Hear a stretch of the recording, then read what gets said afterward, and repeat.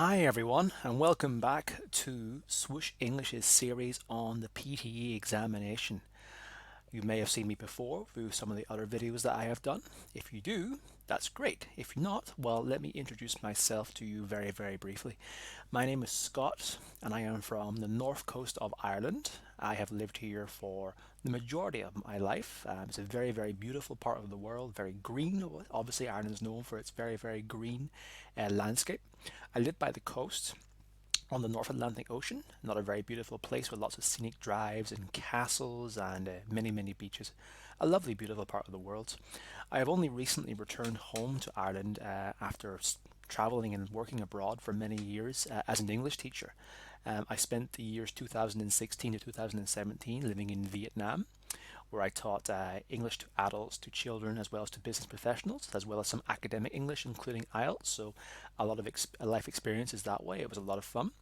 After that, I spent some time in Australia, where I lived in Melbourne, coffee capital of the world, as well as the world's second most livable city now. It's a beautiful place, very fun. I lived there for 11 months. I taught English at various colleges there as well as at university, and I mostly specialize in academic English, teaching IELTS, Cambridge, as well as PTE. So my experience will hopefully come into effect in these online classes. Very recently, I spent a little bit of time in China, in Beijing, teaching at a university there, business English as well as academic EAP English as well. So it's been a roller coaster ride for the past few years. But anyway, now here I am based on the online classroom, giving my instruction to people like yourselves who are looking to get a high mark in their PTE examination. So I hope to instruct you as best as I can through the parts of this exam. So our past videos focus on the writing components of the test. Today we're going to do a little bit of practice on PTE's Speaking Academic. So along with writing, obviously it's a very productive style of English testing. A lot of people get very intimidated by it. Well, likewise, so is it the case with speaking. People are very worried often about their own speaking skills, especially when they have to do it on the spot, and they're very aware about their own pronunciation, their own inaccuracies, as well as their ability to speak fluently. So speaking is something I recognize, that I have recognized through my time as an English teacher, as being something that is very intimidating to people in an exam scenario. Well, hopefully these next few videos will allow us to break down the various components of the PTE speaking tests and give you some tips on how to best tackle these certain parts of the examination. So let's get started with the PTE Speaking Academic. So today, what are we going to look at? Our lesson aims are as follows. We are going to look at the PTE Describe Image task. So there's going to be a few videos that are going to be produced by myself on the various components of the PTE examination in terms of speaking, but today we're focusing on the Describe Image task. Something that is very familiar to various speaking exams outside of PTE. I know Cambridge do it, for example. They do it in FCE, they do it in CAE, so maybe you've done those examinations before. You may have had some practice in doing so. I know a lot of English colleges also like to do a Describe Image task as part of their own series of examinations. You might have done these as a child, as a teenager, depending on how long you studied English, but you may have done it as an adult too. It's a very standardized form of assessing your speaking, but the PTE style of this task will be a bit higher, and the stakes will be also a lot higher, as well as being a little bit more complicated and maybe a little bit more difficult compared to what you're used to. How are we going to approach this task today? Well, first of all, we're going to look at the components of the task. What exactly will you have to do as part of this task? How can we break it down? And what examples will you have to do on the day, for example?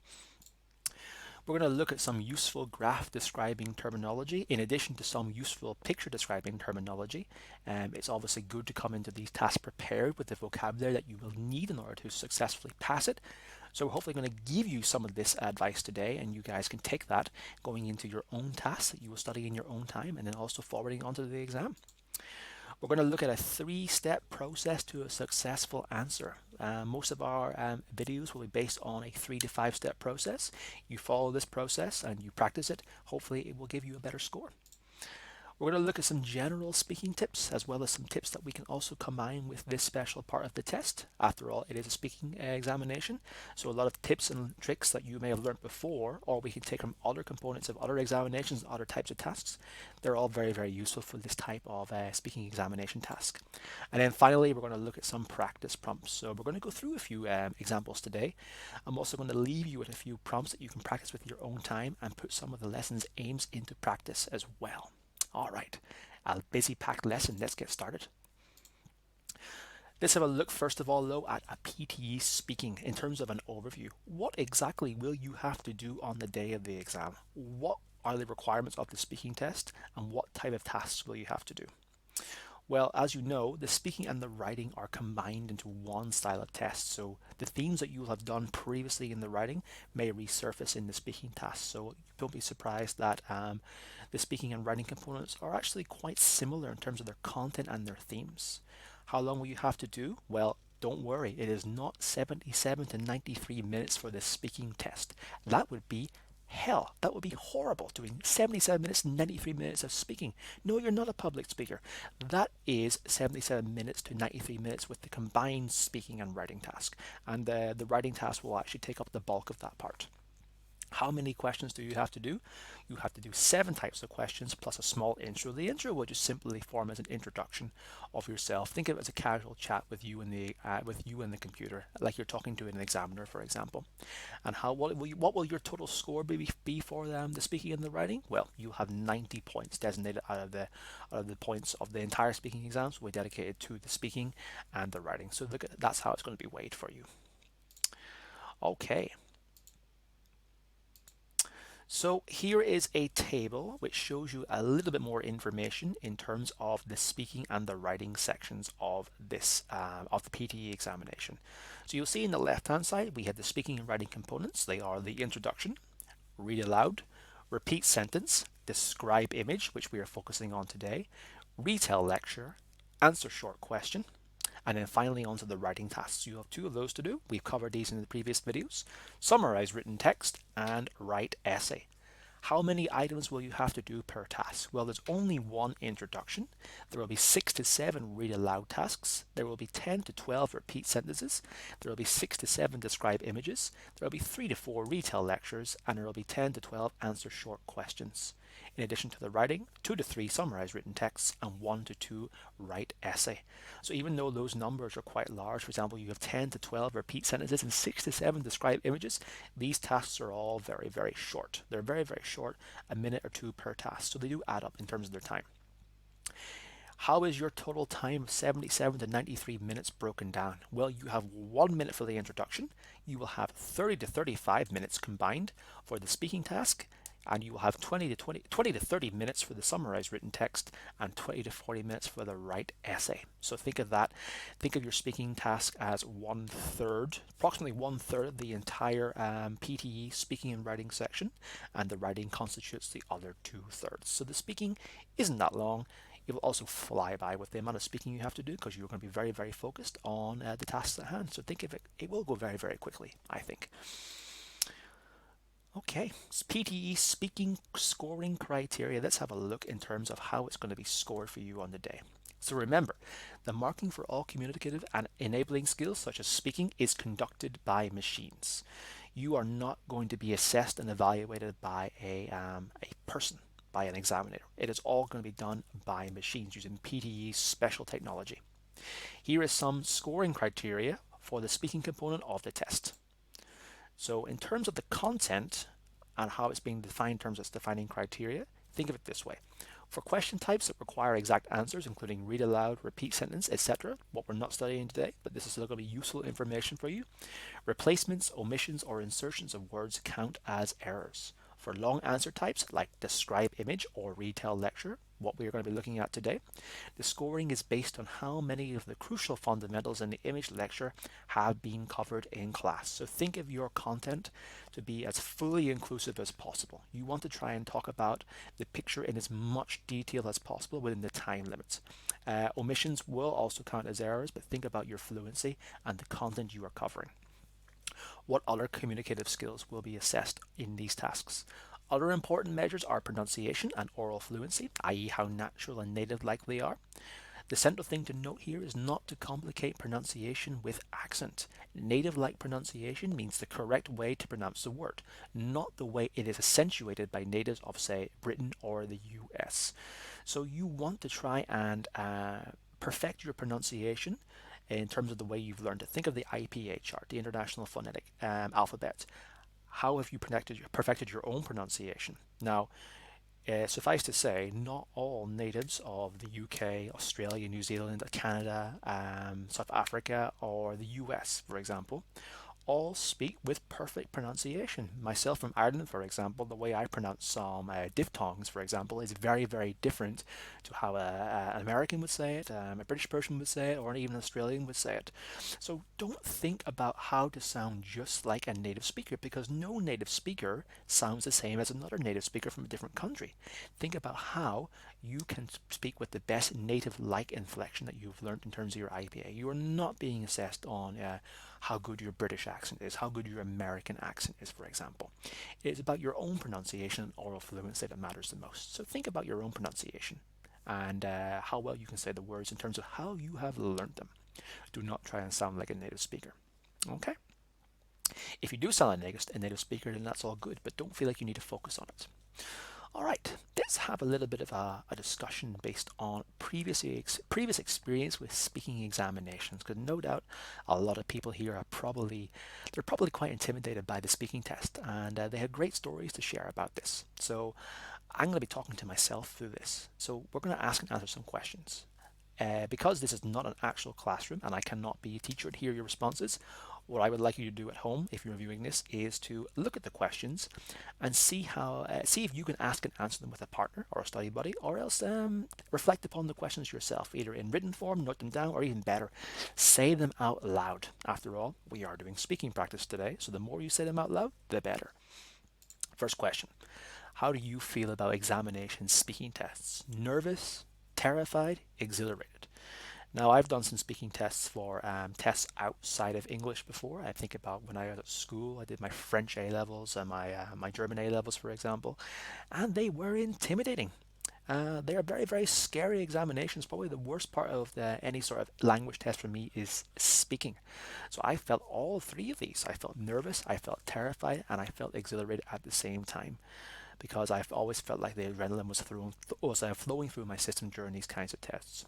How would you feel? And if you do feel any of these, how can you take this energy going forward and use it in a positive way as part of the test? Have you previously taken any oral English examinations? If so, what were they and what did you think of it? You've possibly studied for an IELTS test before, you've possibly studied for an OET test, Cambridge, TOEFL, depending on what part of the world you're from, or maybe you've just done some in-house examinations for your school, your university, or your language centre. How did you find them? Did you find them fun, relaxing, engaging, or did you find them quite serious and very, very stressful? I have done some English examinations before in a mock perspective, for example, IELTS, just to assess my own speaking ability and my own ability to use the language. After all, I am an English teacher, so even though most native speakers are exempt from doing English language examinations, after all, we did learn the language. We have learned the language since we were incredibly young. We decided to do this test just to assess how well we did, and luckily I managed to get a 9 in the speaking, but it still was very, very nerve-wracking, even for me, a native speaker. So I'm sure you guys have felt the exact same thing regarding the speaking tests. Secondly, did you find these speaking tests to be of any use? Did you find them harsh? Did you find them easy? Let us know, and let your partner know as well. What is the one type of speaking activity that you struggle with the most? Now, we have close answers, where you give a very, very short answer for a few seconds based on a common topic. You might have a role play style discussion with a partner. Those are normally quite fun. You might have the long-term or discursive answers, where you answer a topic for 1 to 2 minutes. They're quite long and require a good deal of fluency and communication, as well as a good deal of planning as well. Often I find these long, open, discursive questions to be the most difficult for a lot of students. And also thirdly, we might have exercises where you have to talk about a academic topic using academic vocabulary and discursive markers. as well as today's example, which is describe image, how good you are describing the content of an image, and how can you organize your thoughts. Which one do you struggle with the most? Let us know, and let your partner know too.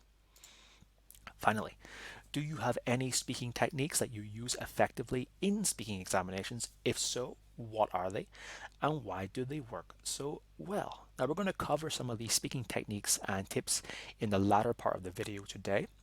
But is there anything that you know that you use? Maybe you're nervous. How do you combat those nerves into not detracting from your fluency and your own speaking ability? Do you do well under pressure? Can you utilize that pressure in order to give you that adrenaline boost to speak properly? How do you combat any stutters or stops or pauses in your speech? Are you good at moderating your speed in terms of speaking slowly, steadily, and at a good, even speed? How about your intonation? Is it okay? We'll look at some of these techniques today, and also we'll reflect upon them as we're doing the activities today, so that we can hopefully improve our overall speaking, not just in the exam-based situation that we're going to see today. All right. Okay, PTE Task Information. Let's see about exactly what we have to do as part of Describe Image today, and any other information we want to find in terms of timing. So what is the task? What exactly do you have to do in a very wordy way? It is a long answer item form that evaluates speaking skills and necessitates exams participants to describe an image from an academic source, such as a graph, a map, a chart, a table, or even a picture. So it's a long-term style activity. You will have to speak for a fair amount of time about an image, which could be a graph, a map, a chart, a table, or a picture. And each of these styles of images require a different approach and also utilize different vocabulary. How long do you have to complete this task? You will have 40 seconds per image to complete this task. So while not as long as some speaking activities, 40 seconds is still a fair amount of time to talk about these things. Do you have time to prepare before speaking? Yes, you do. You have 25 seconds to prepare for your long-term speaking sample per image. And how many images do you have to describe? You have to describe between 6 and 7 images. So as you can see at the very, very top of our what is the task section, the content of that, you have 5 different styles of image you have to describe, and you have 6 to 7 that you will have to describe. So it is best to plan and prepare for each one of these styles of images so that you're able to cover effectively all the different techniques that are utilized for each of these types of tasks. This lesson's main task prompt is as follows. As we can see, this is a graph. What kind of graph it is, you might have your own ideas. I'm going to go into some more vocabulary about what constitutes different kinds of graph and how we can word them.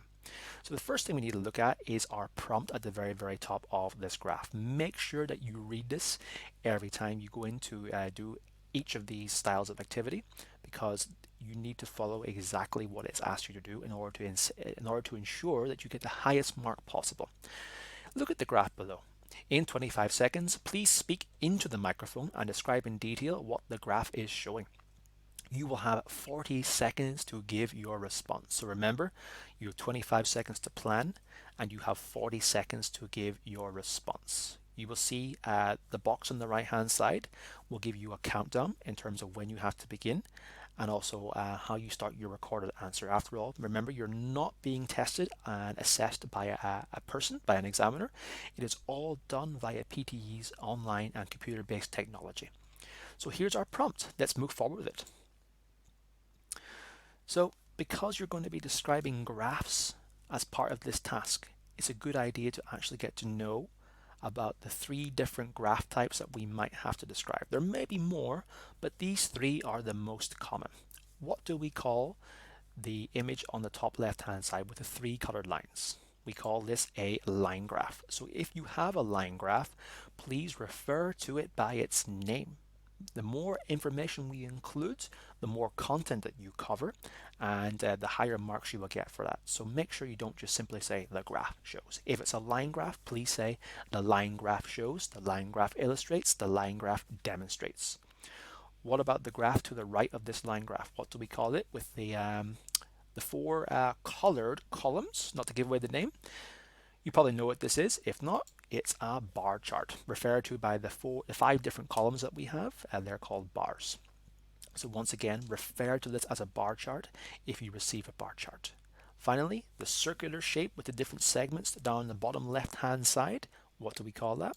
We call this a pie chart, because after all, it resembles a pie, and the different pieces of pie that you might do, what you might cut when you're making your own pie. So we have a line graph, a bar chart, and a pie chart. Remember these and refer to them in the tests that you will do. So we're going to look at different ways that we can describe line graphs now, because our example, after all, is a line graph we're going to look at today. So when we are talking about the various trends and patterns and lines that we can see as part of a line graph, there is certain vocabulary that we can use in order to try and describe that in an accurate manner. So if we have a look at our 2 lines, so we have our horizontal line on our graph, and we also have our vertical line. So the horizontal line is known as the x-axis. Remember that, it's called the x-axis. And the vertical line is known as the y-axis, the y-axis. So you have a look at our graph here. What is our x-axis telling us? Well, we have numbers, 2001, 2002, 2003, 2004, 2005. They are our years or our dates. How about the y-axis? Well, it gives us our percentage from 0 all the way up to 100%. So we're going to do a bit more practice about how we can label and describe our axis in our later slides, but for now let's look at some of the vocabulary that we have inside it. When we refer to a trend that is going down, it might go down very, very sharply or steeply, or it might go down in a more gradual way. We refer to that as a decrease. You can call it a decrease. When we refer to a flat line, we can call it steady or standability. The opposite of decrease, when we see an upward trend, we can call that an increase. If we see something going down in a more gradual way, well, we simply use the word gradual before decrease. We can call it a gradual increase. And conversely, we refer to a line that goes up in a gradual way as a gradual increase. What about something that goes up very, very, very dramatically? Well, we can call that a rapid increase, as we can see here in the pink graph, and also a rapid decrease if we refer to that in the purple graph. Now we can see this jaggy shaped one here at the very bottom right hand side of our graph. We refer to those as rapid changes. Now there are different ways that we can refer to these lines, but here's just one idea that we can take. And if you're not familiar with describing a graph with any terminology, then it's best to take maybe one set of vocabulary and utilize that rather than mix yourselves up at first. So if you can, take this when going forward. So we had some of our verbs in terms of our lines. Let's have a look at some more verbs that we can use to describe the various trends. We have going up, beside that going down. We have the degrees of severity or strength in terms of our changes, and as well as our flat line. What verbs can we use to describe these? Well, let's first look at the verbs to describe an upward trend. We can use the verbs rise, jump, grow, climb, go up, increase, rocket. I'll refer to these again, and I'm going to go nice and quick, nice and close to the microphone here so you can see them. We have rise, jump, grow, climb, go up, increase, rocket. These verbs used to describe an upward increase. What about verbs used to describe a downward trend in our graph? They are as follows: fall, drop, decline, decrease, go down, plunge, plummet. One more time: fall, drop, decline, decrease, go down, plunge, plummet. How about the adverbs we can use before these verbs in order to describe in more detail the degree of the change in terms of our graph? They are as follows. The phrases in red, which actually describe the largest increase or change, we can use the adverbs sharply, quickly, rapidly, steeply. Sharply, quickly, rapidly, steeply. For example, we can use sharply rise, quickly jump, rapidly drop, steeply plunge. We use the adverb before the verb when describing the various parts of the chart. When we refer to something that might not be as high as an increase or a decrease, we can use these other adverbs which also indicate a large increase as well. Considerably, significantly, substantially. Considerably, significantly, substantially. For example, considerably go down, significantly increase, substantially grow.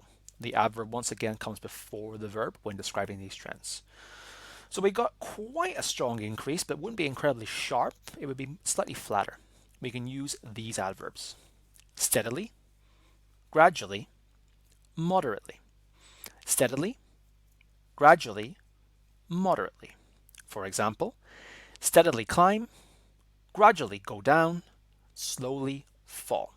And finally, when we have a small rise or a small decrease in our chart, we can use these following two adverbs: slightly, slowly. Slightly, slowly. For example, slightly go down, slowly jump. So these adverbs and these verbs refer to a change, either an increase or a decrease in our chart. What about to describe a flat line? How can we describe it in more detail? We can use the following phrases: stay constant, remain steady, maintain stable. Stay constant, remain steady, maintain stable.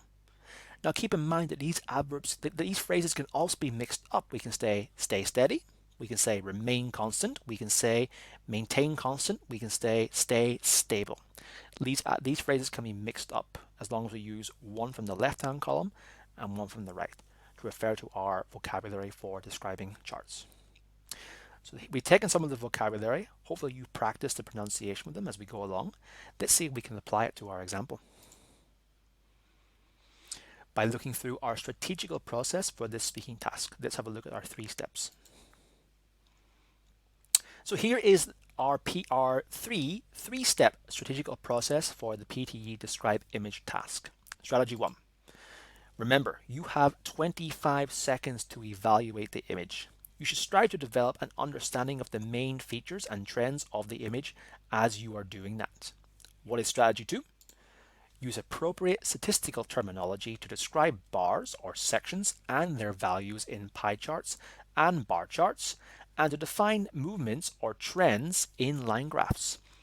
Use a diverse set of linguistic terms when describing pictures. And finally, strategy 3, ensure your description is logically organized. Start with an introduction, followed by the main body, and end with a conclusion. So strategy 1 basically alludes to the fact that you have time to plan. And what should you do when you're planning? Try and think about how you can interpret the image to make sense so that you can appropriately describe it. You want to map out all the information you can find. Think about different ways that we can describe it in those 25 minutes. Now, strategy 2 is, of course, using your vocabulary and your knowledge of the subject to describe it in as an accurate attempt as you can, using the terminology that we have previously discussed. So you want to be quite academic and quite formal. Finally, strategy 3, you want to ensure that your response is organized. Because we're doing an academic discursive piece, you want to ensure that it is well organized in terms of its delivery. So you ideally want to start with an introduction, followed by a short main body, and end with a conclusion. This all should be done within a maximum of 40 seconds. So you won't have a lot of time to fully organize your response, but it's good to keep it in mind when you are doing it. Let's have a look at strategy 1. So once again, let's have a look at our chart. Here is our chart. What kind of chart is it? Well, it's a line graph. And we can see we have one line here, which starts off quite flat, and then it flicks up at the very end. What does our chart show? Well, on the x-axis, it talks about our week number. And on the y-axis, it talks about the number of iTunes purchased songs. That is all the information I'm going to give you, because now I want you to describe in more detail yourself about what is happening. In addition to, what are the smallest numbers? And finally, what are the biggest numbers? We're going to look at this as our brainstorming section. Think of this as your time. You've been given this task. You have now time to plan and think about the information that the chart is telling us in order to formulate it into our response. How long do you have for this? You have 25 seconds. Time starts now. I'm going to talk over this video and hopefully keep you guys motivated as we go. So look at the information of the chart. What numbers do we have? What is the chart telling us? What does the y-axis tell us? What does the x-axis tell us? Do we see any trends that are happening in this chart? Furthermore, what are the smallest numbers and what are the biggest numbers? Because with these numbers, we will try and formulate our response. You got about 5 seconds left. 5, 4, 3, 2, 1. Think of that as your brainstorming section. Okay, what information did you get from this this chart? This is what I've gotten previously. All right, so I want you now to identify 2 or 3 main ideas that have been represented in this graph. What information can you take from your brainstorming section, and how can you start to put this into ideas in your graph?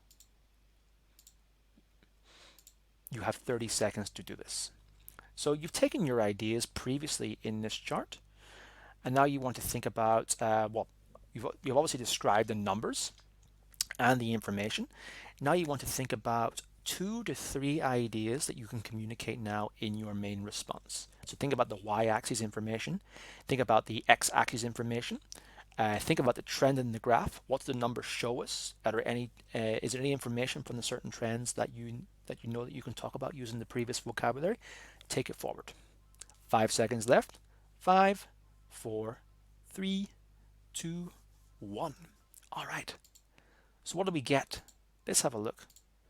So this is some information that I got.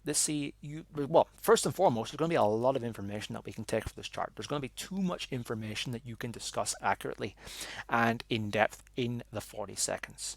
But as we can see, during the first 60 weeks, the song purchases increased gradually. So if you look along your x-axis from 0 to 60, the line is quite flat at first. It starts off quite flat and then it starts to flick up. So we can say that chart trend is a gradual increase. It's not a large increase. It's also not very flat. We can see a small gradual increase. What other information did we get? There was a rise in week 60. Well, of course there was. So from week 60, the gradual rise is starting to get bigger and bigger and bigger. We can start to see the trend changing. And then finally, we have a look at week 90. That trend from week 60 to week 90 keeps increasing, increasing, and increasing. And then at week 90, the trend changes. And we can say that sales shot up with a much larger and more rapid increase. Now, of course, there are many other things that we can talk about during this. You might want to talk about weeks 120 to weeks 150, for example. We can see that there's a massive increase, a huge, sharp increase, especially after week 135, approximately week 145. The line graph is almost vertical as it goes up. You also might want to talk about what the chart describes, for example. We can say the line graph shows the week number in terms of iTunes purchased songs as well as the amount. That's a good way to frame the overall chart so that we can talk about exactly what the two axes are talking. Please write down your own responses to this task and even take some of my responses and see if we can combine our ideas into your own response in terms of how we progress with this lesson. All right. So what we want to do now is we want to support each idea with details from the graph. I did a little bit of that there now. You've gotten your ideas in terms of the chart having a small gradual increase from week 0 to week 30. And then the increase gets larger from weeks 30 to 60 and then finally shoots up at week 90. That could be your 3 ideas in terms of the 3 trends and patterns you see inside this. Now you want to support each idea with details from the graph. You want to take your numbers and your statistics and include them now in your response. Have a look for 30 seconds. So if you like, you can obviously copy some of the ideas I took, but I would prefer that you took your own ideas, wrote them down, and see about how you can evaluate them in your own responses. After all, I won't be there for the test with you, so you'll need to write down your own response. And I think everyone will be capable to do this at the end of this video. All right, let's say another 5 seconds. 5, 4, 3, 2, 1. All right. So what ideas did we get in terms of this?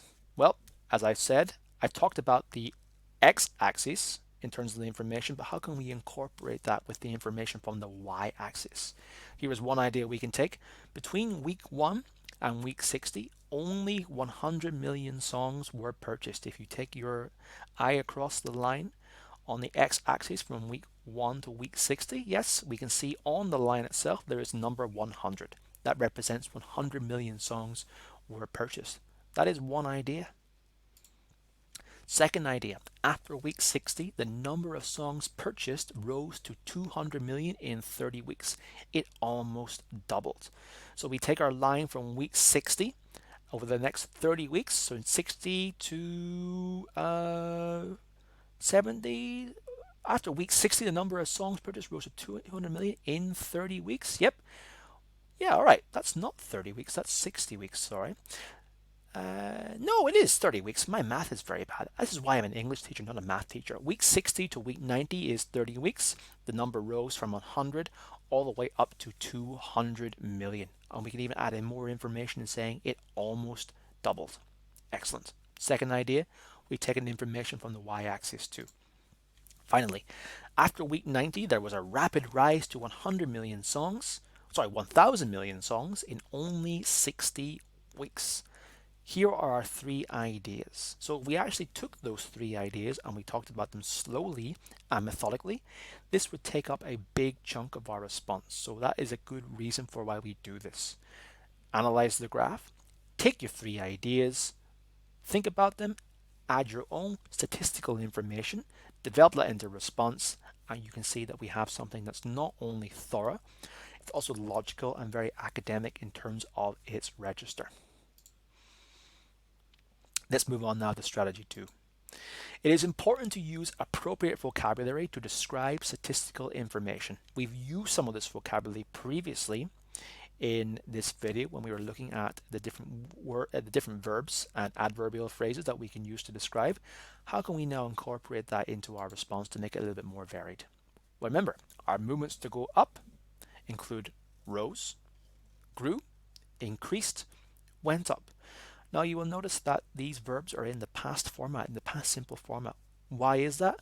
Well, often in this task you will have to talk about a statistical information which was conducted in the past, and it will often be labeled in terms of when it was conducted. So because that chart information was acquired in the past, we want to talk about it as if it was in the past. So keep that in mind whenever you're looking at your response.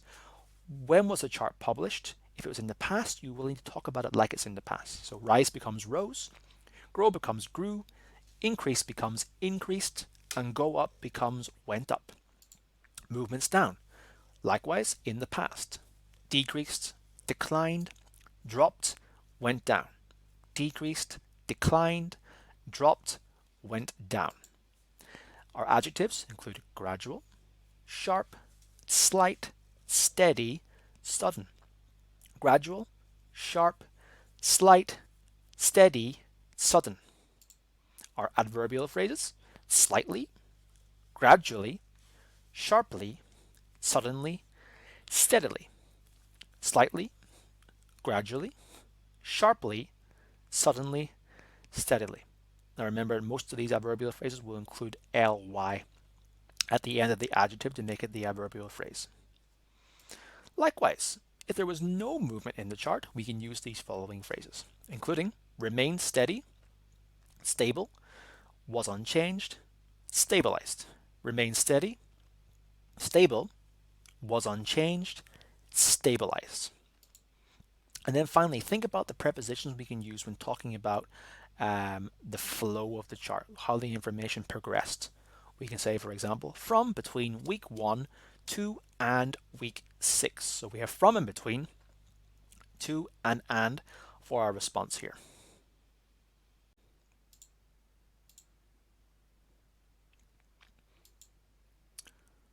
So can you make any sentences to describe the graph with any of these phrases that we have used? Between weeks 0 and 15, the amount of songs purchased remained steady with little increase. Here's one example. Between weeks 0 and 15, the amount of songs purchased remained steady with little increase. If we refer back to our graph, we've used the verb remain and we've used the term steady to refer to the flat line in the graph which has referred. So we've used some of the vocabulary and you'll get extra points with that. What about a second example? There was a slight rise in songs purchased between weeks 30 and 60. If you think about our trend, at the start it started off quite flat and then it started to increase a little bit. We could use the phrase slight rise. There was a slight rise in songs purchased between weeks 30 and 60. Another example. Between weeks 135 and 150, the rate of purchased songs increased sharply. The massive increase. It purchased sharply. It increased sharply. So there are many, many different combinations we can use some of these verb phrases. Here are three for you. Remain steady, slight rise, increased sharply. If you think about our second example, we have the auxiliary verb was. So if you have the auxiliary verb was, then we don't have to use the past form of the main verb. That's why slight remains slight and doesn't become a slight rise, for example, or slightly rose in that terms. Okay, all right, let's move on now to our graph again, and let's have a look now at some strategy 3. So we brainstormed our examples. We've got an idea about how we can talk about this chart. You've then thought about how we can incorporate some of the verbs and phrases into our response, and you've got an idea now about how you can talk about them. Now you need to think about how we can put them into a coherent and logical structure. Now, of course, I'm aware that in this test, you will not have a lot of time to think about how we can do all of this. So it needs to be done very, very rapidly in 25 seconds. But the more practice we have, the more you're going to be able to easily do these three strategies as if you're on autopilot. After all, you only have to be aware of them and think about them in your response at the very, very end.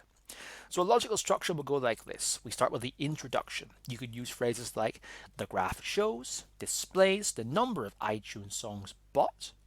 In this graph, we can see the number of iTunes songs purchased, or the photo image shows a scene building from a distance. This third example is an example of what we're going to use for our describe image in terms of picture and description. So don't refer to that too much now. We'll look at that in the next set of examples. For now, we're only looking at what the graph shows in terms of our statistical information. So the first two examples apply well to that. So think about how we can open it in the same way. The graph shows. In the graph, we can see it illustrates and then give an overall view of what your your y-axis says and your x-axis says. Think of that as your introduction. One sentence. Main body. You are then taking your 2 to 3 features and describing with the relevant vocabulary what was discussed. So think of the 3 ideas we just discussed there in the previous slide. You're going to bring them forward into your main body. Finally, you're going to end off with your conclusion, which is basically a summary about what you have already said. Think about paraphrasing the introduction. That will suffice as a satisfactory conclusion. You could start off by saying something like the information indicates. From the chart graph, we can conclude that. In summary, the chart graph picture has illustrated, recap, and summarize at the very, very end. Introduction, think about your phrases, how we can use one and use it effectively to summarize the entire graph in terms of what the y-axis says and the x-axis says, in terms of what trends we can see. Then you're taking your 2 to 3 main points which you have brainstormed and you're referring to them in the graph. Finally, the conclusions signals as a summary of everything that you've said before. Try not to include any new information here at all. All right. So, based on that, here is a sample answer. We've taken the 3 points together and we conclude them into an answer. Now, obviously, I am a native speaker, so I will probably say this with a great deal of fluency, as well as good pronunciation and good timing, intonation, etc. I'm going to try and say this like I was doing this task fresh. I hadn't prepared an answer. I'm not reading it. nor am I a native speaker. Just so you get an idea for the kind of response you get and how it would be scored. So here goes. The graph is showing that iTunes per phones, and on the one side is a week number to show how many purchases there are per week, and on the vertical graph it shows how many purchases there were per million. So it shows that by week 150 there have been more than 1,000 iTunes songs purchases. That's it. That is an example of a task 1 answer which I've given you. How did you think I did? Do you think I was great even though I was reading it? What do you think about the response? Was it well structured? Was some of the necessary vocabulary also included? And how was my speaking ability overall? Well, this is how this would have been assessed. There was a fairly accurate description of the graph. The person did allude to what the two axes talked about in terms of the iTunes being referred to in the y-axis and the number of weeks in the x-axis. And also they referred to some of the information and data very accurately, mentioning that there was week 150 and 1,000 songs purchases. So there was quite an accurate description of some of the information. There, however, was one misinterpretation, and they misinterpreted how many sales there were per millions, as well as 1,000 iTunes songs being purchased. That was a slight misinterpretation in terms of the data, but it still didn't take away from the overall meaning or detract from the information of the accuracy of the data. There are several long instances of language with an even speed and tempo. So I tried to give that response at an even speed with a good tempo. That is basically the sort of speed that you want to speak at in the test itself.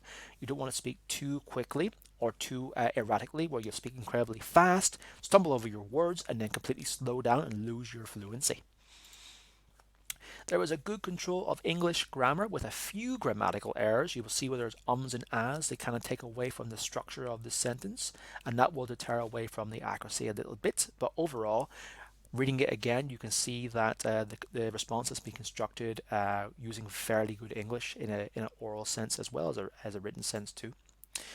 The vocabulary has been used precisely, but however, they didn't really talk too much using some of the advanced academic vocabulary for this task.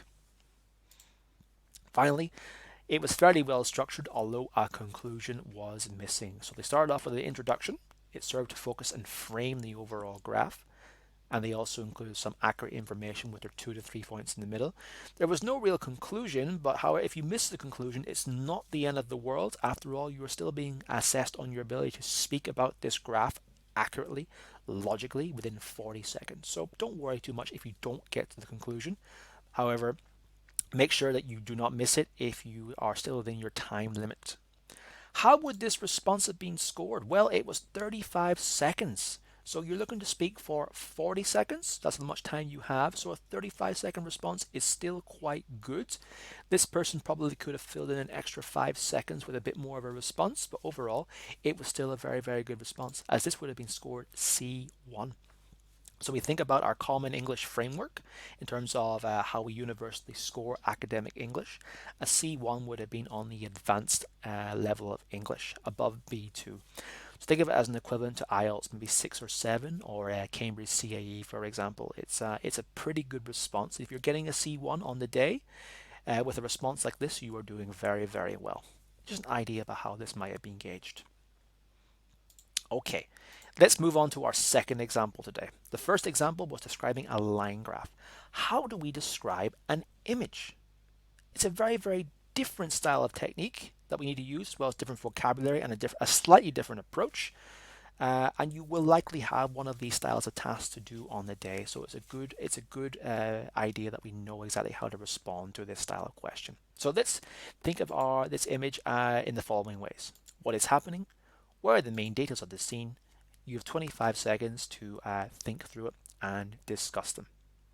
So there's a lot of things happening in this image in terms of all the events that are happening, all the people.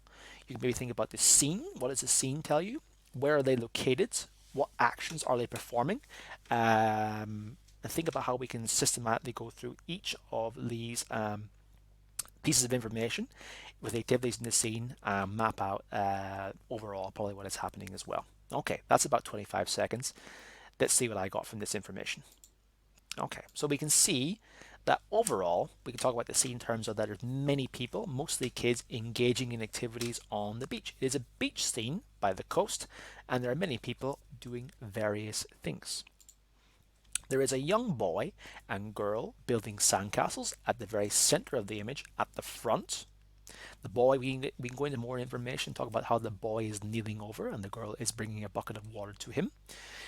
Behind them and to the right, we can see that there are 3 children playing football with a ball in the air. We could even go into more information, talk about how the boy is outstretching his arms up to catch the ball. There's one girl behind him touching his back. If you want, even though it's probably not necessary, you can go into more information describing what the children are wearing. Beside them, into the shore side to the left, we can talk about a young child and an older man are looking out to the shore. And then even further out, what are they looking at? They are looking at someone who is rowing by the beach. So I've taken 4 pieces of information from this image, as well as an overall description of the image, and we'll take those moving forward. Strategy 2. Now let's think about some phrases that can be used to frame our description of a picture. So it's obviously good talking about the activities themselves, but how can we use certain vocabulary in order to talk accurately about the image in terms of where things are and the topography of the image, if it will. So when we're talking about different kinds of pictures, we can use some of the following language. The viewer is you and me. I am looking at the image. So the viewer is the viewer's perspective. Think of the image previously and the perspective that you would have. A bird's eye view refers to above at the very top, looking down as if you were a bird, and also as well as the viewer audience. We can talk about the audience as well if you like. Location within the image, we can talk about the foreground at the very, very front of the image, the background at the back of the image. In the upper part, we can see here upper, upper, upper, upper, as well as lower, lower, lower, lower, lower. In front of, for example, this mouse is in front of my face. I am behind the mouse. Next to, the mouse is next to me. On the left and on the right, so we have the right and the left that might have been mirrored. I do know my left and right, just so you know, it might have been mirrored. From behind, above or below. So think about the different ways that we can talk about the image. We can also talk about it in terms of east and west, north and south, center as well. Center. Scene description, and we can talk about, we use the words such as describes, shows a scene, shows an image, place of, from a distance. So like in the previous exercise referring to the chart, we refer to the graph shows, the graph illustrates, the graph depicts. We can talk about the image shows, it shows a scene, it shows an image of blah, blah, blah, blah. We would use this in our introduction for this section, how we can frame the overall image itself. And then finally, if we want to talk about what the picture says to us, what emotions do we get out of it, we can use some flowery language such as evoke, express something, insinuates the perspective of. So get comfortable using some of these phrases and use them on repeat throughout this task. If you get used to using a few of these responses, then use them again and again. You don't necessarily have to be too varied, but you do obviously want to be quite flexible and versatile in your response. So think about mastering as much of this language and vocabulary as you can. All right, strategy 3 for our image. Let's see if we can put it all together. Okay, now let's put it all together into a coherent and logical structure. So we could start off with the introduction. We've talked about the image and what it's referred to. We can start off by saying the phrases such as the picture shows the perspective of, the picture shows a scene, the picture depicts a close-up view of. So how could we actually put this into a formal introduction? We'll take the first phrase. The picture shows a beach scene by the coast on the shore.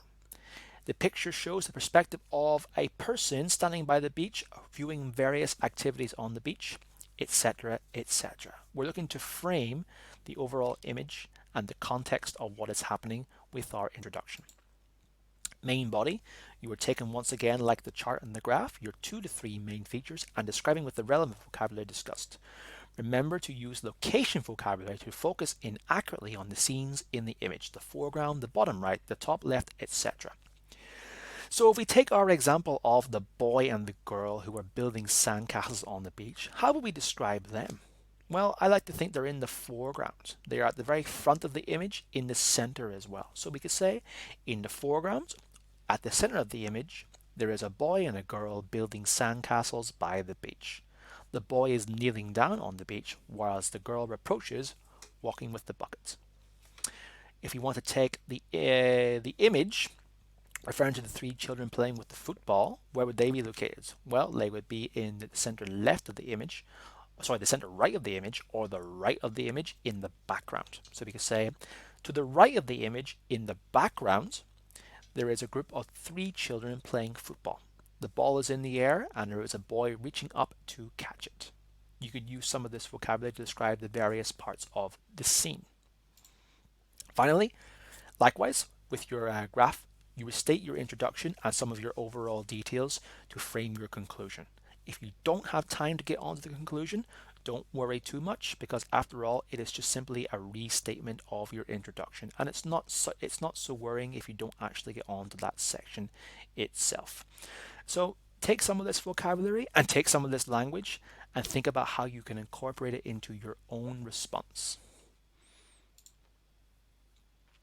So let's now go over some tips for this task. Some of these tips have been taken from various sources. Others have been added by myself as well as my peers at PTE and Swoosh English. And we look to just incorporate some general tips for this task as well as some specific tips that you can use in your response. So don't forget to use your 25 seconds at the beginning wisely. Attempt to recognize the image rather in your own way, rather than the salient features of the image, in order to better organize your thoughts or impressions. Those 25 seconds are invaluable. Make sure you use them, and you use them productively in order to frame your response that you're going to start using when you speak for your 40 seconds. Immediately identify and name the type of image. Is it a line graph? Is it a bar graph? Is it a table, a chart, a map, etc.? As well as the headings, the labels, and the axes. Refer to the chart as what it is. Think about what the labels and the axes are telling us and incorporate that into your introduction. Make sure you do that as soon as possible. Identify what you think is the main point and focus on this in your response. So when you're taking when you're looking at your chart or your picture, is there something that jumps out to you in terms of the information? Make that your first main point and make sure you start talking about that immediately, because you'll probably find it easier to talk about if you are more aware of what it is, as well as something that jumps out to you and immediately gets your attention. Identify the trend or the trends and begin to think about how you could describe it. This refers to the graph style exercise. Is there a large line going up or going down?